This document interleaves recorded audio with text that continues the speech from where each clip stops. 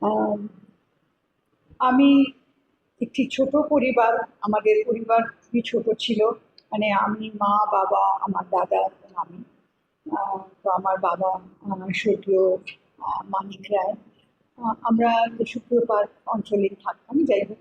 তো ওখানে আমাদের এই পরিবারের আহ, আমরা ওখানে থাকতাম, কিন্তু আমাদের যে পূর্বপুরুষ যারা, তাদের পৈতৃক বাড়ি যেটা, সেটা কিন্তু মেদিনীপুর।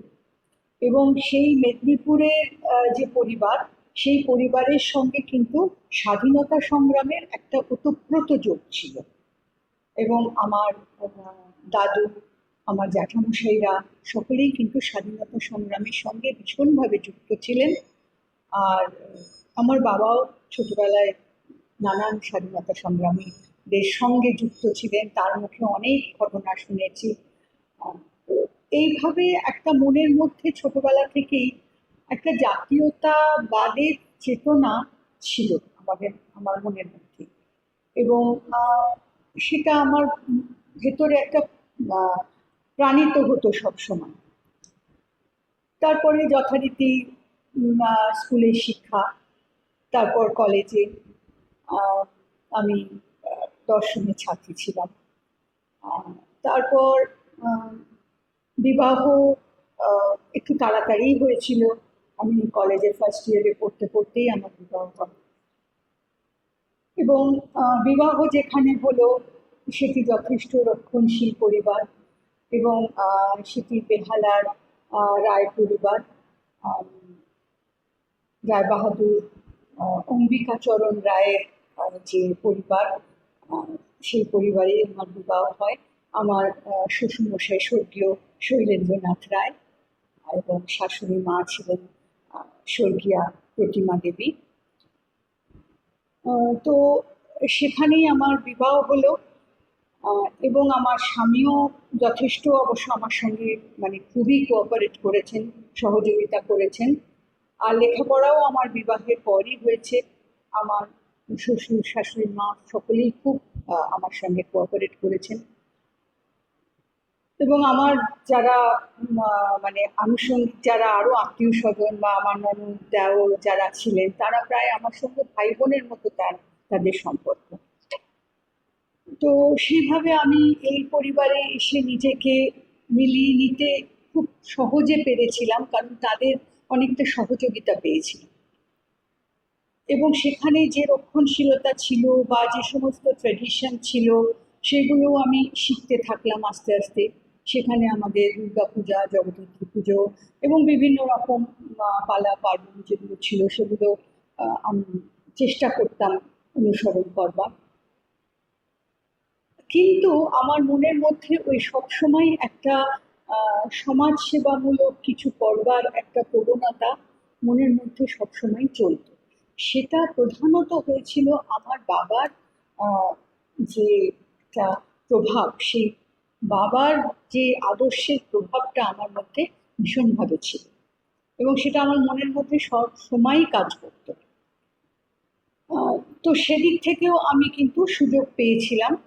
এবং ক্রমশ ক্রমশ আস্তে আস্তে আমি কোনোভাবে আমাদের সংস্কার ভারতী, যে অখিল ভারতীয় একটি সাংস্কৃতিক প্রতিষ্ঠান, তার সঙ্গে আমি যুক্ত হই। সেটাও আমার বাবার সূত্রেই, কারণ বাবাও রাষ্ট্রীয় স্বয়ংসেবক সংঘের অনুসরণকারী ছিলেন, অনুসারী ছিলেন। তো আমাদের সংস্কার ভারতীয় সেই রাষ্ট্রীয় স্বয়ংসেবক সংঘেরই একটি আহ, বৈচারিক পরিবারের অন্তর্গত। তো আমি সেই সংস্কার ভারতীর সঙ্গে ধীরে ধীরে যুক্ত হলাম।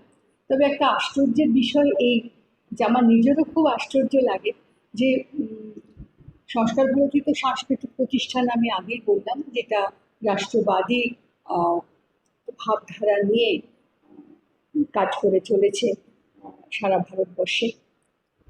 মানে সাংস্কৃতিক রাষ্ট্রবাদের যে প্রচার প্রসার, তারই আমাদের উদ্দেশ্য। তো কিন্তু আমি নিজে কোনো সাংস্কৃতিক বৈশিষ্ট্য বা সাংস্কৃতিক যে কোনো দক্ষতা আমার মধ্যে কিন্তু ছিল না। কোনো বিশেষভাবে নাচ গান, নাটক করা কোনোটি আমি সেরকমভাবে কোনোদিনই করিনি, পারিও না, আজও পারি না।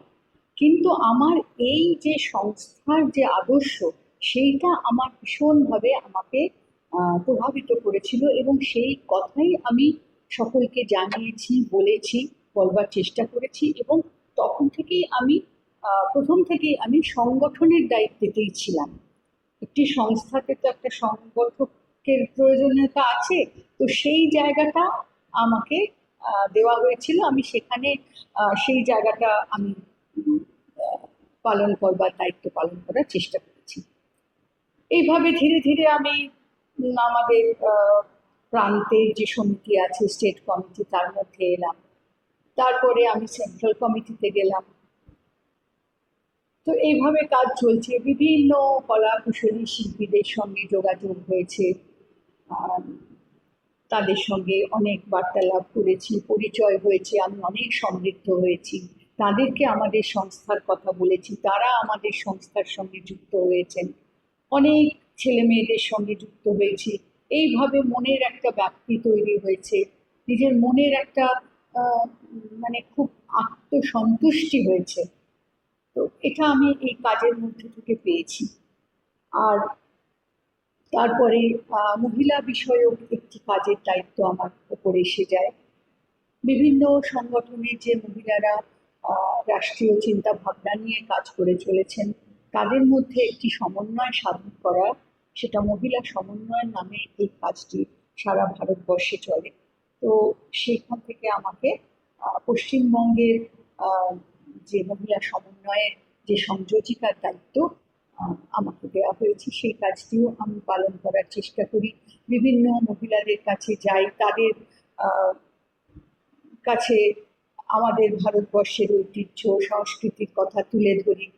আহ, তাদেরকে সেই ভারতীয় পরম্পরাতে উদ্বুদ্ধ করার চেষ্টা করি, এবং তারাও দেখেছি আহ, অনেকাংশে প্রভাবিত হন, এবং অনেকে বলেন, বা এসব কথা তো জানতাম না, আপনি বলছেন বলে আমাদের সঙ্গে এসছেন, তাদেরকে আমাদের সঙ্গে পেয়েছি। তো এইভাবে কাজ চালিয়ে গেছি, আজও যাচ্ছি।